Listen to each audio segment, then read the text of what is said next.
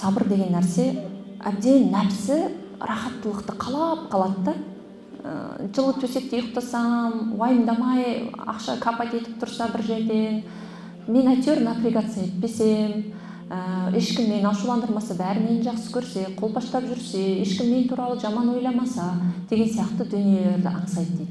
Сонда өзінің сондай бір нәпсісіне әбден рахаттылықты беріп болғаннан кейін қарсылық келіп қалған кезде нәпсі соған шыр ете қалады екен. Сол кезде адам баласында сабыр деген системасы бойынан шығып кетеді.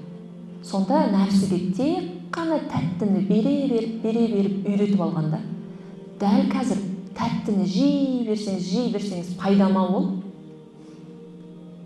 Пайдасыз ғой. Ал бірақ өмірде кейде бір аштының да дәмін сезіну сізге тәтті өмірдің қадірін білуге арналғандай. Тіпті сабыр деген дүниені Алла бізге береді, біз бойсыну деген функциямыз қосылу үшін. Сонда біз тәттіні жеп, аштыны жеп қалған кезде тәттінің қадірін білеміз ғой. Сол кезде тәттіні жоғалтып алған себеп салдарды екінші рет жасамауға әрекет етеміз. Ол себеп не болды? Аштыны жеумен болды.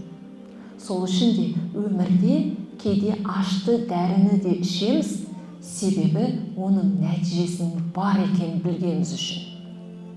Сол үшін де өмірдегі сынақ біздің Құдайға деген бойсынуымызды артады.